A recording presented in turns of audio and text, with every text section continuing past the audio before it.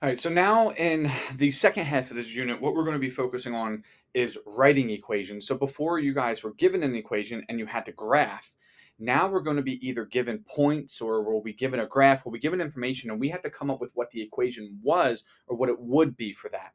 All right, so we're going to be working in reverse now. So our goal or what you guys should be able to do by the end of this section or by the end of the rest of this unit, well, you'll know how to write an equation of a line in slope-intercept form when you're either given a graph or a set of points that the graph will pass through. All right, so we're now going to be working in reverse. So before we gave you y is equal to 2x minus 3, and you guys would have gone ahead and graphed that. Now you're going to be given the graph, and you will then have to say, okay, well, now I need to come up with what the equation of that graph is, or through the points. All right, so we're only going to do a couple problems here. And the first problem we're going to do in two different ways. This should show you multiple ways that you can go through solving some of these. All right, so before we actually get into any of the questions or problems, let's go ahead and just talk about when we have these points, the slope-intercept formula. They're given to you like this: y is equal to 2x minus 1. Maybe y is equal to negative 1 half x plus 4. We had all these different ones that we went through in different forms. And if you notice, in all of these, though, our y's and our x's will always remain y and x because, as we talked about, we might need to be able to substitute in for x to solve for y. We might, but we know that there are infinite many coordinates that we can plug into these equations that will satisfy the graph of this equation. So when we're solving this, we know that our equation is written as y is equal to mx plus b. And when we're actually going to solve this and do this in a second, we are going to have to solve for our m and solve for our b. Our y and x in the end will always remain a y or x. So we are going to look to solve for our slope, our m, and solve for our y-intercept, our b, and then plug them back into our equation at the end. All right, so let's go ahead and do a couple questions and you'll see what I'm talking about with this. All right, so I'm going to show you how to solve this using two different ways because this one's set up for us a little bit easier of how to solve. And if it's set up for you like this, and just go ahead and jump straight to the easy way. And if it's not set up for you to be as easy as this, I'm going to show you how we can use different points and what we can do to solve for these. All right, but when we're solving for an equation in slope-intercept form, we need to solve for m and we need to solve for b. Well, by now, hopefully you guys all know how to solve for m because our m is our slope. And we have the formula of y2 minus y1 over x2 minus x1. So we can go ahead and solve for the slope of this. When we're given a graph, we can actually count our rise over run or change in y over change in x, or we can go ahead and pick the points. I'm just going to go ahead and pick the points here. So I'm going to use the points of 0, 6, and I'm going to use the points of 1, 4. Right, because not always will you guys be getting a graph, so I want to practice this going through as if you're getting points. So remember, we just need to label these x1, y1, and x2, y2. It doesn't matter which ones you label which. And I'm going to plug into my formula and just solve. So m is equal to y2 minus y1, so it's 4 minus 6, over top of x2 minus x1, so 1 minus 0. M is equal to negative 2 over 1, so my slope is equal to negative 2.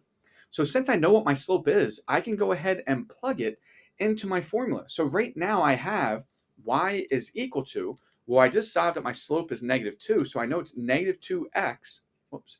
Let me just go ahead and write this x, keep it black, x, and I'm going to change this and say plus b in a different color. All right, so now we're almost done. We solved for the x or for the m already, and now we just need to solve for the b. And our b represents our y-intercept, and that's where we cross our y-axis. So if you're given your graph, you can look and see, well, where does it cross? And it crosses here at the point 6. So I know that my point or my y-intercept is going to be 6. So then that means that my b must be equal to 6. So my equation, or my answer then, is y is equal to negative 2x,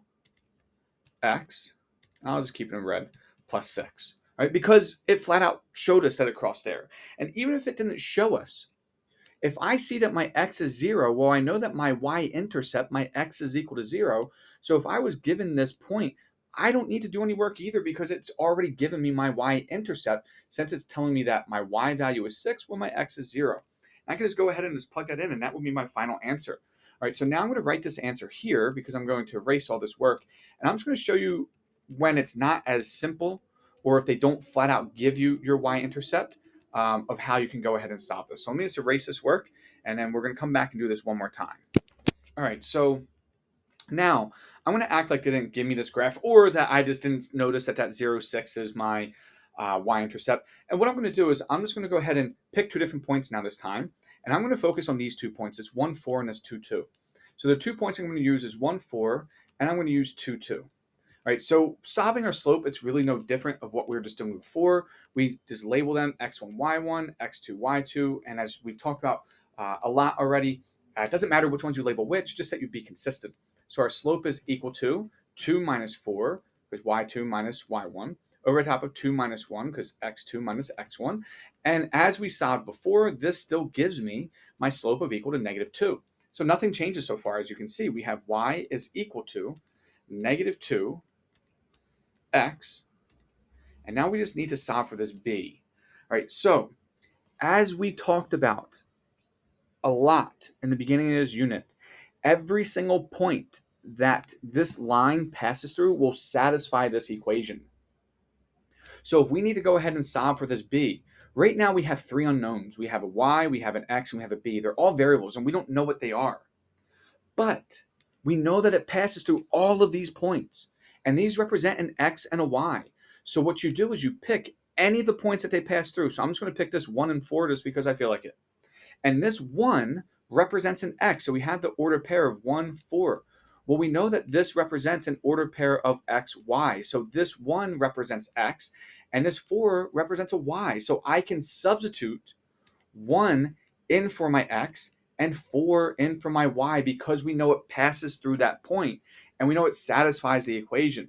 So I can plug it in then. Instead of y, I have 4 because it passes through the point of 1, 4 is equal to negative 2, because that was a slope that we already solved for, times x, which we know is passing through the point 1 because it's 1, 4, so we can substitute 1 in for that x, and now plus b. So now you see here, we only have 1 unknown. In order for you to solve, and we haven't done systems of equations yet, but if we had 3 unknowns, we would have to have 3 different equations for us to solve that. So since we only have 1 equation, we need to get it down to 1 unknown, and we can do that by substituting in an x and y for any of the points that it passes through.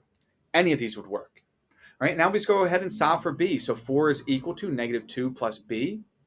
And then I'm going to go ahead and solve for b. Well, it's negative 2 plus b. Well, the inverse of minus 2 is plus 2. And then I see that 6 is equal to b. So once I find that, I then would need to plug this back in to my final, to get my final equation. So I then would have y is equal to, well, we already solved for our slope, which is negative 2. And then we know it's going to be negative 2 times x. And then we just solved that our b is equal to positive 6, so it's plus 6. So you see, even if you are just flat out giving you the easy work where they show you the y-intercept like we did here, we can just go ahead and just solve for that y-intercept really fast. But if they don't, and we solve by finding our slope and by plugging in a point to solve for our y-intercept, we get the same answer no matter what. All right, so sometimes it might be nice and easy where they either flat out give you the y-intercept through the graph, or they give you the y-intercept through the point of 0, 6. And sometimes it's not going to be as easy where they don't give you that, and we're going to have to plug in and solve for a y-intercept, and just a little bit more of steps.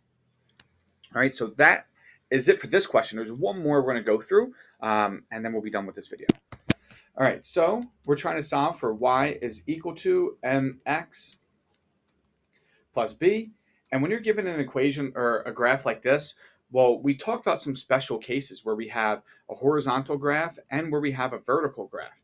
And as we talked about before, a horizontal graph, you should know, has a slope of 0. So right away, I don't have to do anything. And I know that my m is going to be equal to 0. I could, if I wanted to, do y2 minus y1 just to check my work over x2 minus x1.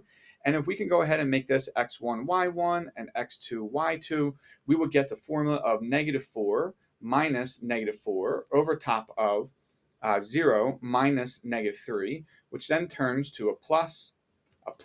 So this will then give me 0 over 3, which we know is equal to 0. So even if you plugged it in, you'd still get that answer. So now we will go ahead and say, well, now we have y is equal to 0 times x plus b. Well, 0 times anything we know is equal to 0, so we actually don't write this, and now we just have that y is equal to our b. And since we see here that it's crossing our y-axis or y-intercept at -4, we know then that b must be equal to -4. So we can go ahead and write the equation of y is equal to -4. Now, we also could have identified this without doing any work, because we know that we said before that every point will need to satisfy the equation. Well, once we see that we have the exact same value for both of our y's, the only way that this will ever be able to satisfy them is if our equation is y is equal to -4, and we talked about this in class. But you could have either just straight up identified it, or we could have solved for it like the methods that I showed you here. All right, but that is it for this video. And for this section, though, it's really, really important that we do take our time and practice, because that's the only way that you're going to be able to master this.